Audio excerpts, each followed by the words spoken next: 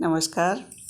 आज हम सुनेंगे आषाढ़ कृष्ण पक्ष गणेश चतुर्थी व्रत की कथा, राजा महिजीत की कहानी।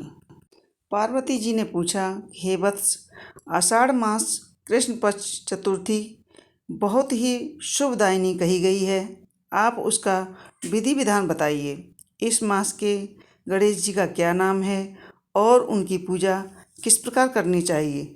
गणेश जी ने उत्तर दिया कि हे माता, पूर्व काल में इसी प्रश्न को युधिष्ठिर ने पूछा था और उन्हें भगवान श्री कृष्ण ने उत्तर दिया था कि मैं आपको बतलाता हूँ, आप सुनिए। श्री कृष्ण ने कहा था कि हे राजन, गणेश जी की विघ्न विनाशक पुराण इतिहास में वर्णित कथा को कह रहा हूँ, आप ध्यानपूर्वक सुनिए।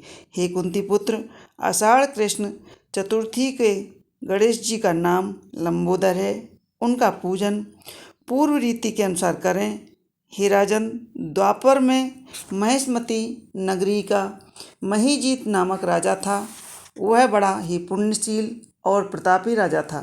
वह अपनी प्रजा का पालन पुत्रव्रत करता था, किंतु संतान विहीन होने के कारण उसे राजमहल और वैभव अच्छा नहीं लगता था। वेदों में निसंतान का जीवन व्यर्थ माना जाता है। यदि संतानहीन व्यक्ति अपने पितरों को जल दान देता है तो उसके पितृगण उस जल को गर्म जल के रूप में ग्रहण करते हैं। इस तरह की दुविधा में राजा का बहुत समय व्यतीत हो गया।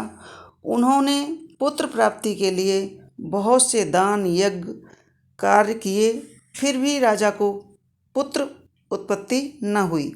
जवानी ढल गई और बुढ़ापा आ गया, किंतु वंश वृद्धि नहीं हुई। तब राजा ने विद्वान ब्राह्मणों और प्रजाजनों से इस संदर्भ में परामर्श किया कि राजा ने कहा कि हे ब्राह्मणों तथा प्रजाजनों, हम तो संतानहीन हो गए हैं। अब मरे बाद क्या गति होगी। मैंने जीवन में तो किंचित भी पाप कर्म नहीं किया है, कभी अत्याचार द्वारा धन संग्रह नहीं किया है। मैंने तो सदैव प्रजा का पुत्रवत पालन ही किया है, धर्मांतरण द्वारा ही पृथ्वी का शासन किया है। मैंने चोर डाकुओं को दंडित किया है, इष्ट मित्रों को भोजन की व्यवस्था की है, जो गो ब्राह्मणों का हित चिंतन करते हुए श्रेष्ठ ब्राह्मणों और पुरुषों का सत्कार भी किया है। फिर भी द्विज संतों, मुझे अब तक पुत्र की प्राप्ति नहीं हुई है, सो क्या कारण है। विद्वान ब्राह्मणों ने कहा कि हे राजन, हम लोग वैसे ही प्रयत्न करेंगे जिससे आपके वंश की वृद्धि हो। इस प्रकार कहकर सब लोग युक्ति सोचने लगे। सारी प्रजा राजा के मनोरथ की सिद्धि के लिए ब्राह्मणों के साथ वन में चले गए। वन में जाकर वे लोग द्रुत गति से इधर उधर परिभ्रमण करने लगे और लोगों को इसी समय एक श्रेष्ठ मुनि के दर्शन हुए। वे मुनिराज निराहार रहकर तपस्या में लीन थे। ब्रह्मा के समान वे आत्मजीत, क्रोधजीत तथा संत पुरुष थे। संपूर्ण वेद विशारद, दीर्घायु, अनंत एवं अनेक ब्रह्म ज्ञान संपन्न वे महात्मा थे। उनका निर्मल नाम लोमस ऋषि जी था। प्रत्येक कल्पांतर में उनके एक एक रोम पतित होते थे, इसीलिए उनका नाम लोमस ऋषि पड़ गया था। ऐसे त्रिकालदर्शी महेश्वरी लोमस के उन लोगों ने दर्शन किए।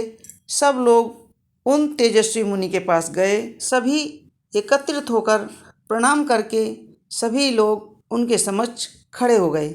मुनि के दर्शन से सभी लोग प्रसन्न हो गए।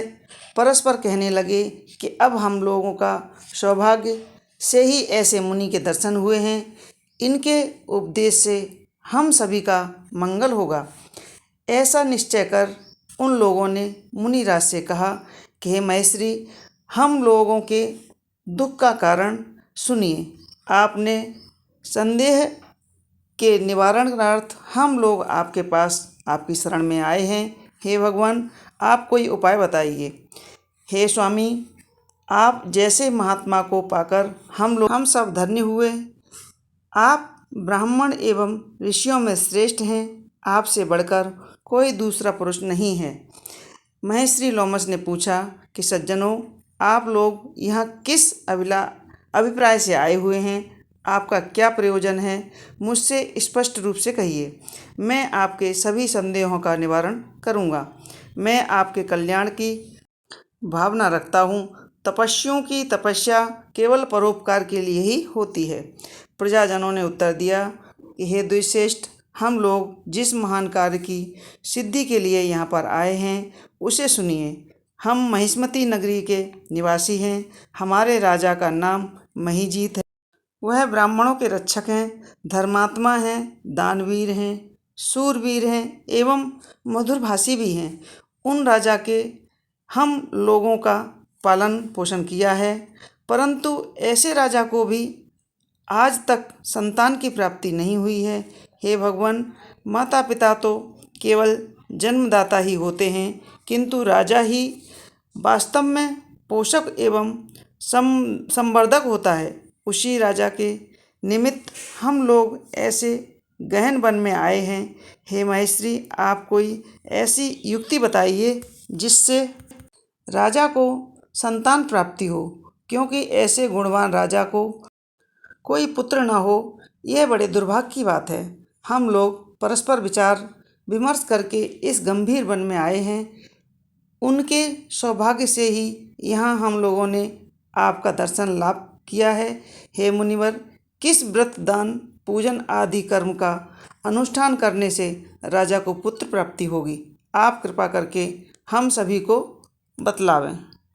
प्रजा की बात सुन करके महेश्वरी ध्यान मग्न हो राजा के उपकार किए हुए सोचने लगे। महर्षि लोमस ने फिर कहा कि हे ब्राह्मणों, आप लोग ध्यानपूर्वक सुनो। मैं संकटनाशक व्रत को बतला रहा हूँ। यह व्रत निसंतान को संतानदायक एवं निर्धनों के लिए धनदाता है। आषाढ़ कृष्ण चतुर्थी को एकदंत नामक गणेश जी की पूजा करें। पूर्व रीति से राजा व्रत करके श्रद्धापूर्ण ब्राह्मण को भोजन करावें और उन्हें वस्त्र आदि दान करें। गणेश जी की कृपा से उन्हें अवश्य ही पुत्र प्राप्ति होगी। महर्षि लोमस की यह बात सुनकर सभी करबद्ध उठकर खड़े हो गए और नतमस्तक होकर के दंडवत कर प्रणाम करके सभी लोग नगर को लौट आए। वन के घटनाक्रम को राजा से प्रजाजनों ने बताया।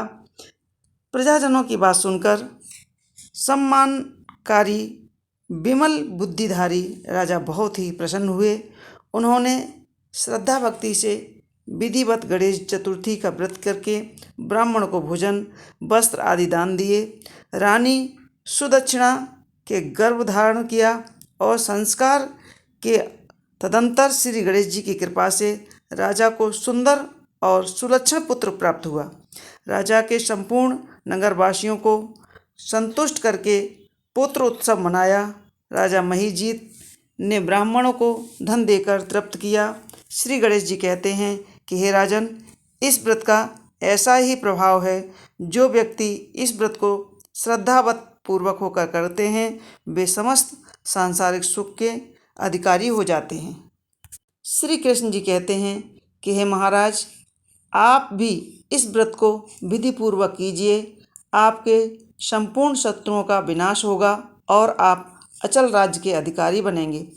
हे भूप श्रोमणी युधिष्ठिर, जो पुरुष इस व्रत को करते हैं वे चाहे एकांत सेवी ऋषि हों अथवा विद्वान, उन्हें निर्विघ्न रूप से पुत्र की प्राप्ति होती है।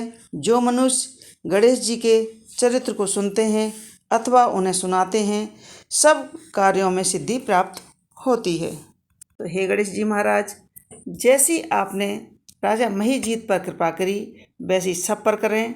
जो कथा सुने और सुनाए, सभी की मनोकामना पूरी करें। तो यह थी गणेश चतुर्थी की छोटी सी कथा। आपको हमारी कथाएं कैसी लगती हैं, हमें कमेंट्स बॉक्स में ज़रूर लिखें और हमारे वीडियो को लाइक करें, शेयर करें, सब्सक्राइब अवश्य कर लें, ताकि आने वाली कथाएं हम आपको इसी तरह सुना सकें।